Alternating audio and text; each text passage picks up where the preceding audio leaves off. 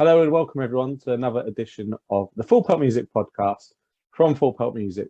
In just a moment, we will be joined by Skinny Lister to talk about their latest single, Bonny Eyes, and their upcoming tour with Less Than Jake. But before then, the usual reminders from myself. Please do follow us across social media. We are on Facebook at Full Pelt. We are on Twitter and Instagram at Full Pelt Music. And please do subscribe wherever you're watching, wherever you're listening to the podcast, be it YouTube, Apple Podcasts, Spotify, Anchor, or wherever you're listening. Please hit that subscribe button. Welcome everyone to the latest edition of the Full Pelt Music Podcast. We're joined today by Dan and Lorna from Skinny Lister. Thank you both for joining me. How are you both doing? No problem. Thanks for having us. Absolute pleasure. So we're going to be just talking about your most recent album, so A Matter of Life and Love. But before then, we're going to touch straight on your most recent video that you put out. So it came out over the last week. The song is Bonny's Eyes, and obviously it's quite a personal song for you both. And the video is absolutely just beautiful. So we just wanted to start off on that subject. Yeah, what can you tell us about the song and the video? Well, the song actually, because Bonny's she's two next month. I actually wrote the song quite early on, I think, within the first 6 months of her being born, certainly. Yeah.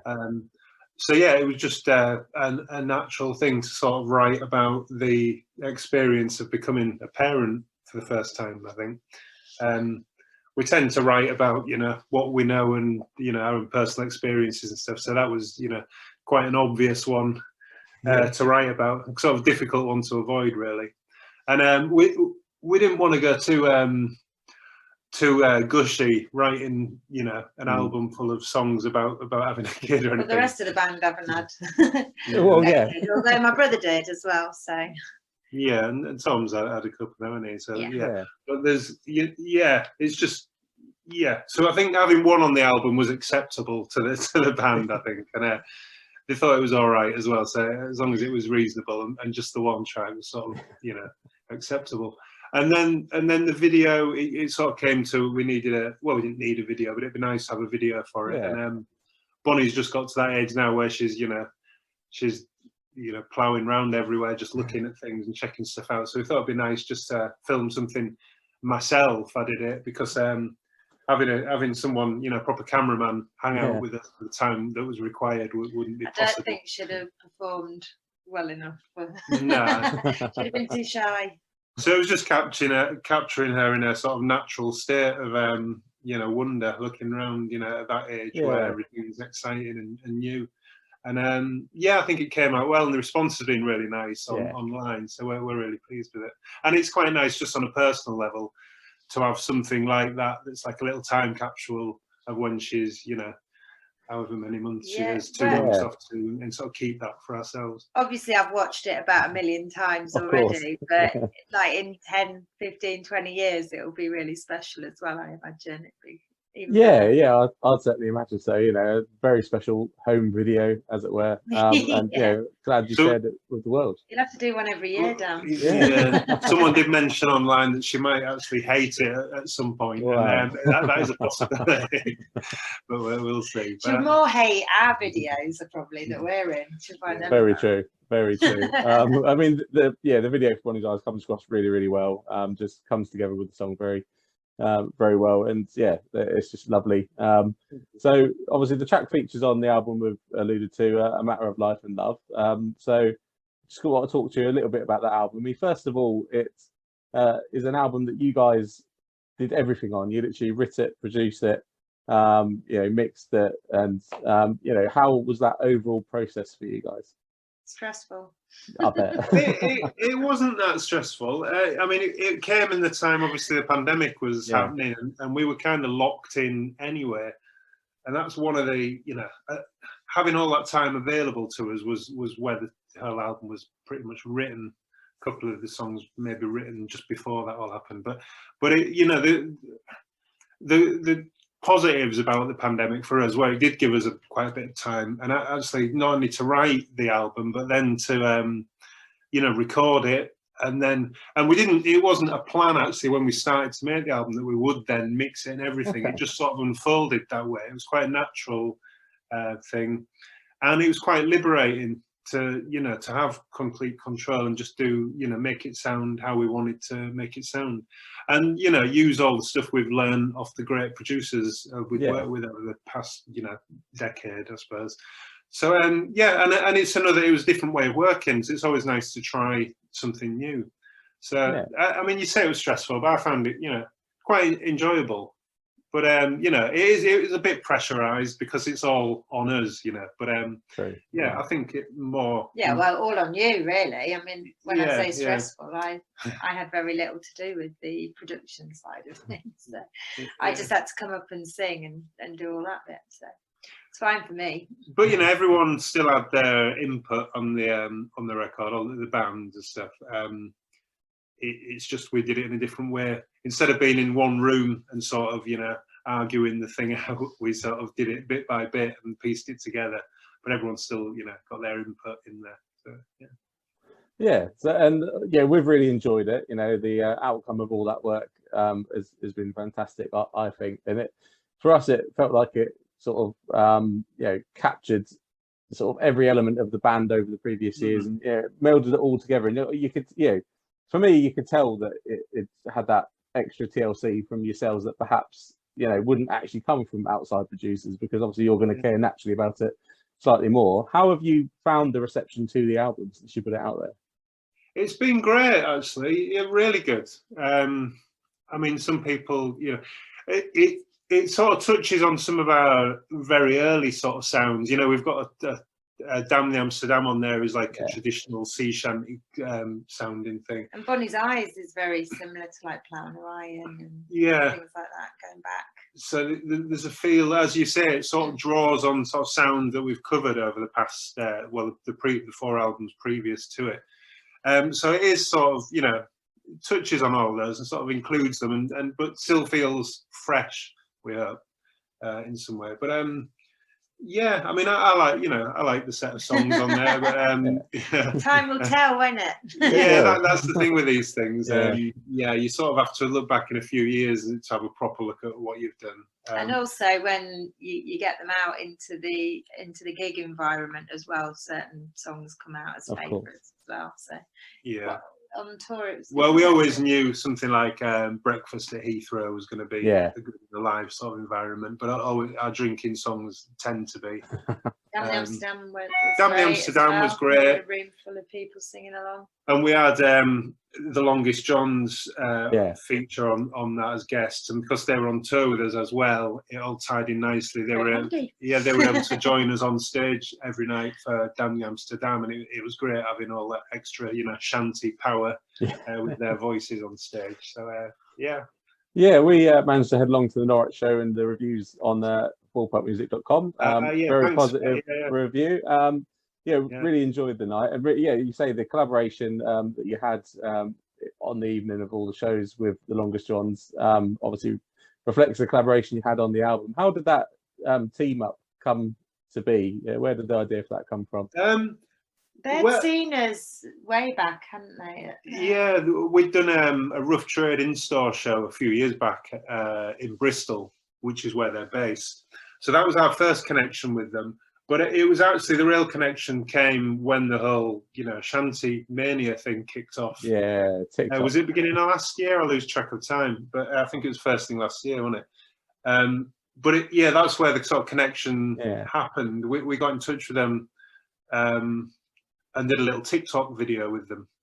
I can't remember what was asked first, whether the tour with us first. We did Raise a Wreck, one of our old sort of shanty style tracks with them. And that went really well, and they were good fun to work with. At some point, it was asked whether they'd come on tour with us as well, and then we did the single with them as well. So I can't quite remember the sequence, but it was quite a natural thing, and it because we've been doing, we're not as shanty as them. We don't have as many pure shanties as they do, but we've always been associated with doing shanties, and we're known as shanty punk. And also we've been doing John Kanaka. I think since every gig for the past 10 years. So we've always had the shanty. Built shanties into our songs. Yeah. So, I mean, we were 10 years ago, we were singing around campfires at festivals, not shutting up, doing 150 verses of Barrett's private ears. Must have really annoyed some people. It's always been part of our DNA, the shanty. And when it all took off, it was pretty crazy. It was surreal, wasn't it? And it was nice to sort of have a little part of that in a way, and working with Longest Johns and all that. But who've got a new album out actually? It came out I think last week. So yeah, definitely listeners check that out. They were great on the tour with you guys back at the end of last year. So the last couple of years obviously have been quite difficult on the world, but obviously, like you've said, with music and musicians, it's been swings and roundabouts. In some ways, it's taken away your livelihoods of live music and everything like that. But it obviously gave you that opportunity when writing and recording the album to take that different approach. How much of an effect has the last couple of years, the pandemic and everything, had on the theme of the album? I think. Well, the last thing we wanted to do was write about the pandemic or anything obvious like that, because it wouldn't age well in a few years, or even now, or as it was happening, people didn't really want to hear about it. It was enough that it was going on. So we were pretty conscious of not doing that. But I think it's inevitable that life does influence your writing. And I think a song, it's actually a couple of the tracks, something like A Matter of Life and Love, the title track, it was written at a time when we were, stopped seeing. We were told we can't see family, and it was in the thick of it. And I think that song was about treasuring those things that you sort of take for granted. When you have got access to family and stuff, you take those things for granted. When it's all taken away from you, you realise how important it is. I think so. I think within there somewhere there is an influence on the track. Not in a blatant, not in a blatant weirdly, way. I think some of the tracks that people might have thought were influenced by lockdown, like Life is at a Loose End, were written way before. Before lockdown. Yeah, that's the song. I think that was written when it's before we had Bonny, but we were not doing much. I was pregnant, and I was going moping around the house saying how bored I was and I wanted something to do.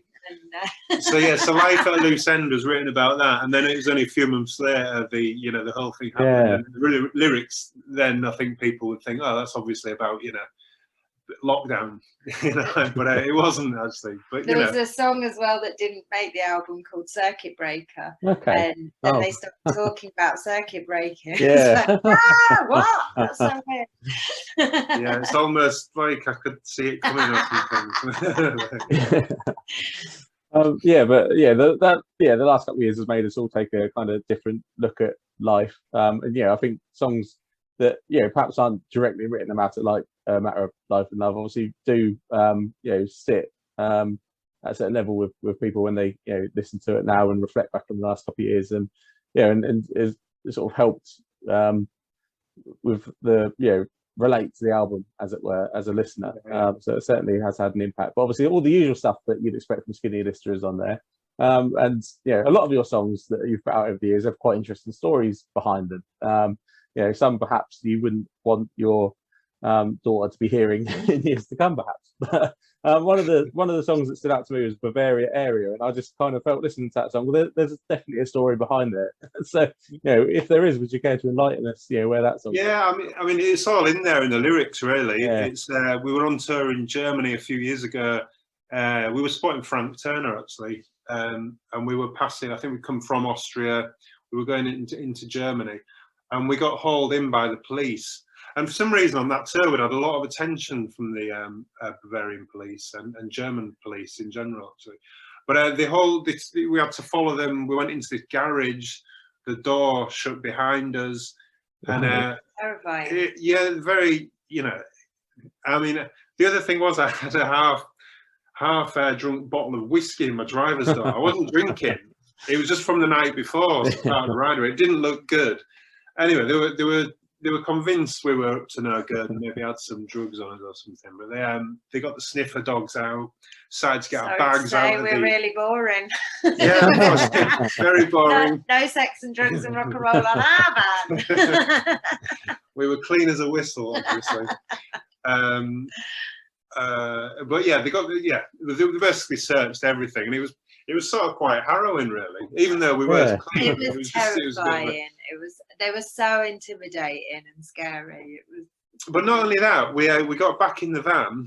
We'd been driving for 10 minutes or something after we left these guys, and we got pulled up again.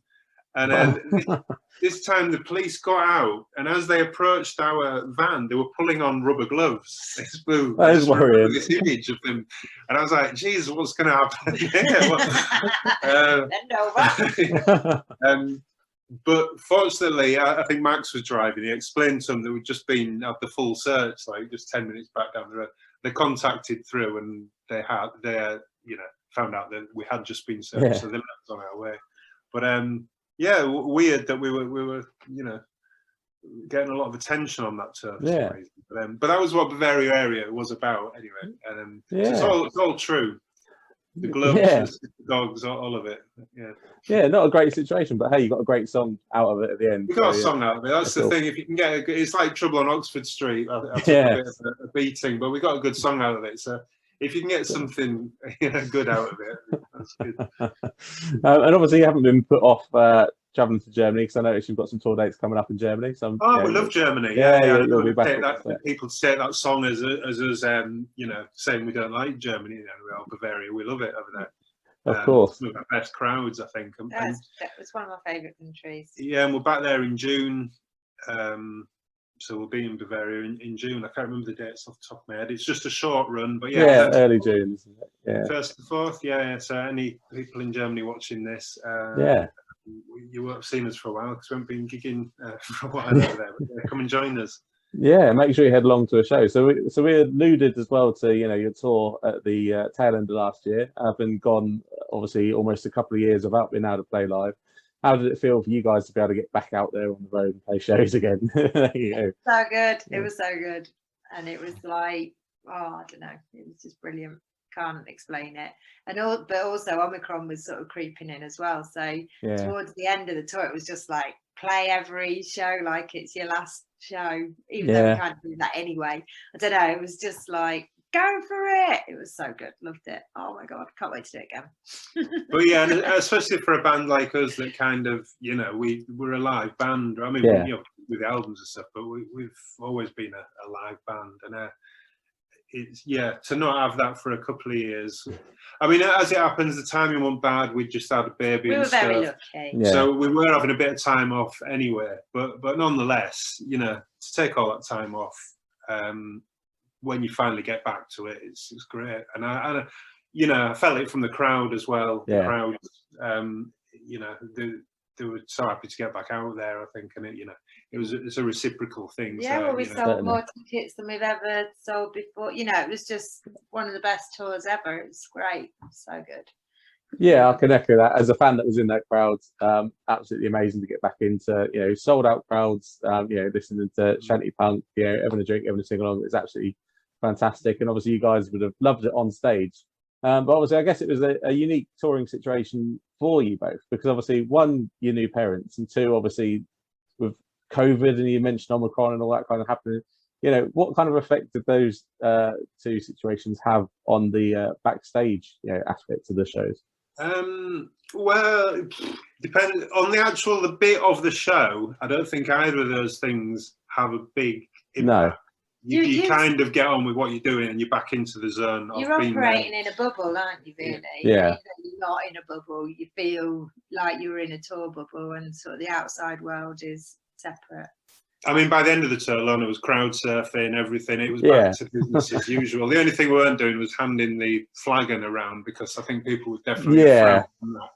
Even though I swear it probably would have killed anything that went near it. I never got it from it. But with regard to being parents, well, that had an impact on the the practicalities of moving around. Yeah, it was the least rock and roll tour I've ever been on. I was like nipping it here and there, to and fro, from the hotel room, and taking my parents on tour with me as well. So very rock and roll, It's us lot and merch and stuff, and now we've got, on that tour we had Lorna's mum and dad and Bonny, so it's an extended crew. We didn't all travel together all the time, but yeah, it presented some new challenges, but it's worth it. And, yeah, we got it. Totally worth it. Yeah, and she loved it as well. She was excellent. Oh, brilliant. So you get an opportunity to head back out on the road again soon. We touched on Germany, which is in June, but before that, you're going to be touring around the UK again with Less Than Jake. So are you firstly excited to get back out on the road again, and also are you excited to be playing with Less Than Jake and the other great bands that are on the bill? Yeah, and I mean, I've never seen Less Than Jake live. I've seen footage of them on internet and stuff, and they look amazingly good fun live, and I think it's a really good fit for us in that respect. I think it's going to be a good tour, and yeah, looking forward to it again, and good venues across the country. It's going to be good fun. And listeners that want to pick up tickets, the tour's happening, is it around April? I think the first date is 31st of March, and then it goes into April 9th. Up until April the 9th, and it's sort of right across. It starts in Glasgow, ends in London. So. Yeah, our leg of it does. Yeah. And soon after that, we'll be heading into summer. Have you guys got anything lined up festival-wise for the UK? We have, and I can't list them off the top of my head. We need to add them to the website. Right. What we're doing, we're doing quite a few, aren't we, that have been announced? Wickham. Watch it. There's quite a few. There's a few. They'll be going up on our website soon, but we are going to be doing festivals this summer. Kendall Calling, is one of them. Extra Mile Recordings Takeover at Kendall Calling, isn't it? That's very, very good. So obviously anyone listening, make sure you check out the band's website, which I believe is skinnylister.com, quite simply. And you've managed to monopolize the Skinny Lister social media ads. So obviously you're literally Skinny Lister at Instagram, Facebook, and Twitter, unlike some other artists I've interviewed where they've had completely random ads for each of the websites. You guys have done quite well. Well, that was a good thing about Skinny Lister, is no one else was called that. It was we had it to ourselves. So, the actual Skinny Lister. So finally from me then, what's the future hold for Skinny Lister? When might fans expect after this support and tour? Will there be another headline tour? Will you be looking at another album? What's coming up for the band? Only just got that one out. Well, I'll tell you, in the short term, there may well be another single, possibly another couple of singles coming out off the album the first half of this year. So that's sort of coming up, as well as the tours we got.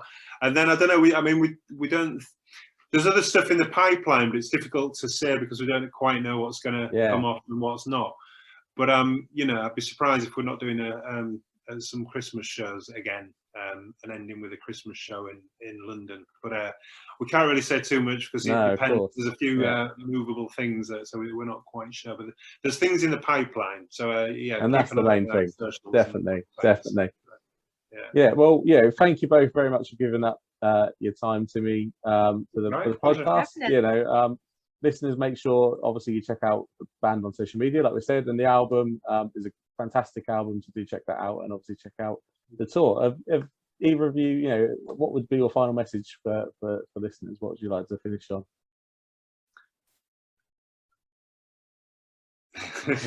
We can't wait to see you again out there, basically. Yeah, just rest assured there's, we're trying to make as many plans in the diary as we can. Yeah. Yep, excellent. And we will see you there.